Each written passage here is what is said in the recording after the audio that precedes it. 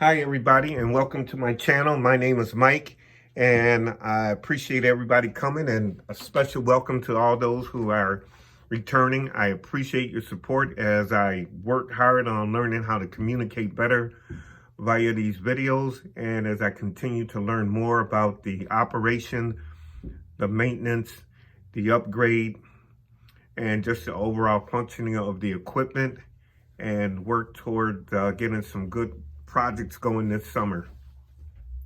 I'm still finishing off my hydraulic system upgrade, and tonight I'm focusing on my auxiliary line, my auxiliary hydraulic line. And what I did was I had disconnected it because that hard line is 4mm, and of course, as I've shared before, I have 3mm hose coming off my valve block. And I was just going to wait till I got the hardware to complete the end here, so that when I'm not utilizing the line, I won't be spraying hydraulic oil all over the place. However, I decided to reinstall it. What I did do is I took the tip of my 3mm hose and I expanded it carefully by using the soldering iron, so it fits nicely over the 4mm tip. It's nice and tight. There's no leakage there. And my other real important use of that line is for oil changes. So instead of having to elevate the machine and take the plug out the bottom several times, I just need to pump the oil out. Only takes a few seconds. I can cycle through several tanks to make sure the oil is clean. And then I just crimp the line until I get, like I said, the hardware to put up there to finish it off, so that I won't have to crimp it. And I'm trying to make sure that after all the time, effort, and money I put into the upgrade, that in the finale I'll have not only a well-operated machine, but I'll have a good-looking machine also. So I plan on, cleaning up some things that I haven't been able to really address. And I need to put another holder here to secure the hard line. And, I can make my electronics look a little bit nicer there. I could tighten up my, I can secure my wires so it's significantly neater. I think that even though I'm way over budget on time and money for this upgrade, I think that it's once again been a really valuable lesson. And all those who have a Kabolite 336 and you're not satisfied with the hydraulic operations or the smoothness or the power, the strength, I do highly recommend that you go on and spend a couple $100 to upgrade your hydraulics. It can be done completely for, if you can go all 4mm, you can do it for less than $300. If you have to have a combination like I do, definitely for under $400, you can do a complete upgrade, and you'll be more than satisfied, I'm sure, of the results. And I put in a couple of toys there, a couple of OLEDs to show the digital display in 2 places in the cab and in the rear. And I'm playing with the placement of an auxiliary light. So I think that overall things came out really well. Again, once I finish everything, I will put the information available. And once again, I want to kind of encourage the RC construction community. Perhaps we can find some place where we can have a repository of information. Those that oversee the various groups could look at it, make sure it passes muster, and that it's good information, and it could be up online, and it could be free. So when someone wants to do an upgrade, anywhere from changing boom, stick, buckets, whatever, hydraulic systems, there will be that pool of information that will walk somebody step by step through a process. And I think it would be a really good opportunity, especially for the Kabolite 336 community, where I've since I got this machine, I have heard about so many complaints about the hydraulic system, and it's not operating properly or not quite up to speed. And it's totally worth it if you ask me. These machines can easily be purchased at around $1,000 now. So if you put anything less than $500 into the upgrade, you can make the machine comparable to other excavators that cost $3, $4, $5, or even more thousands of dollars. You can put some bells and whistles in there. I might add a radiator or a fan and maybe one of those clear filters in there.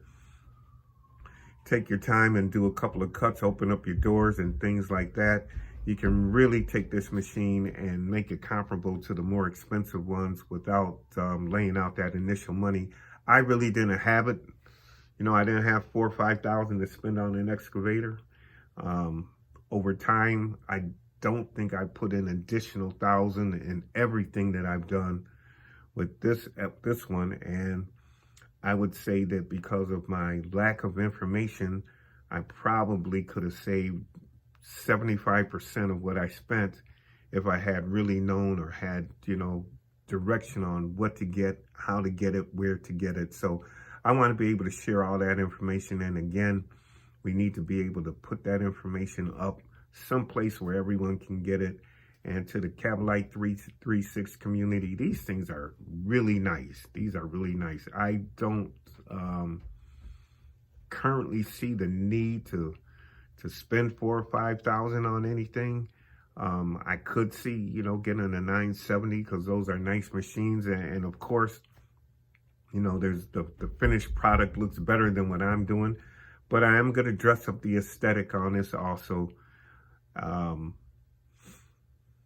That's about all I have on this video. So I'll be coming back again with another one pretty soon. I want to do a button up on it and a final button, well, relatively final button up and get some digging in there.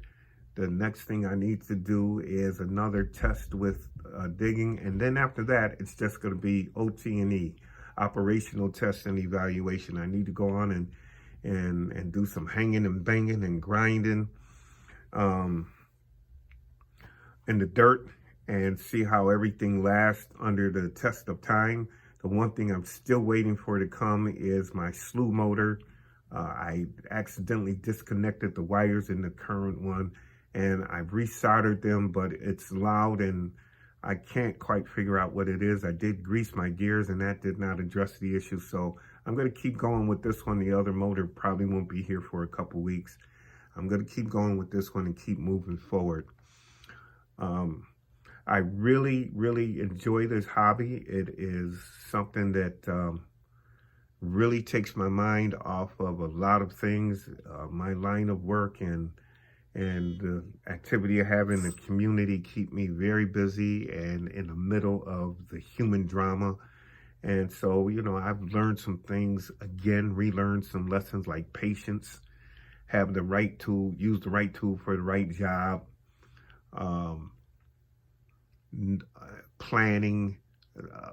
A number of good life lessons have been reinforced just by spending time on this hobby. So I look forward to growing with this community, and I look forward to showing you more exciting things. Hopefully we'll have a dig site starting here soon in Buffalo, New York. I'm waiting to get a response from the group I'm working with, the team I'm working with, on a budget to buy the initial equipment.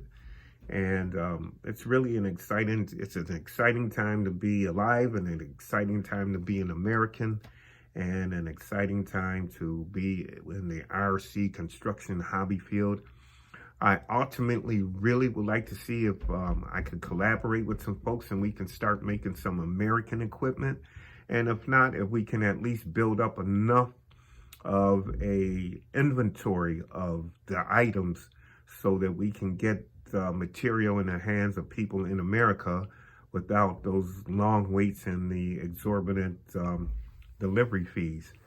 I'm saying that because this hobby would probably really grow, you know, if folks did not have to, spend that extra money. And,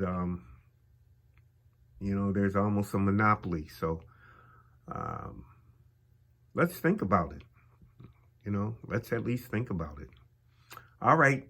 I'll be coming out with another video soon, and I really look forward to wrapping up this project. And my next project is probably going to be a conversion of my 1580. I want to keep the original boom and everything on it. So that's going to be a real challenge, but I'm not in a hurry to jump into that. I'm in a hurry to get back into the dirt and do some digging. Everybody, happy digging to you. Please keep coming back. Thank you very much.